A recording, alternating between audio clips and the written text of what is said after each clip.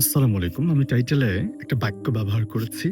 বাক্যটার তর্জমা হচ্ছে খুবই হৃদয় বিদারক।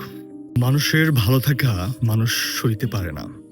আপনি আপনার আত্মীয়স্বজন যখন আপনার কুশলাদি জানতে চাইবে, আপনি কি বলবেন? জি, আছি আলহামদুলিল্লাহ। That's enough. এর চেয়ে বেশি আপনি বলতে যাবেন না। আপনি কতটা ভালো আছেন, কত গভীর ভালো আছেন। আপনার যে আত্মীয় হোক, আপনার বন্ধু-বান্ধব, কাছের যত স্বজনই হোক না কেন, আপনি খুব বেশি বাড়িয়ে বলতে যাবেন না। আপনি যখন বাড়িয়ে বলতে যাবেন, তখন তারাই এই ভালো লাগাটা সহ্য করতে না পেরে বিভিন্ন কবিরাজ, বিভিন্ন ফিকিরির মাধ্যমে আপনাকে তারা কালো মন্ত্র, কালো জাদু করবে। যার ফলশ্রুতিতে আপনি ভালো থাকতে পারবেন না। সুতরাং ঘরের কথা পরকে কেন বলতে হবে?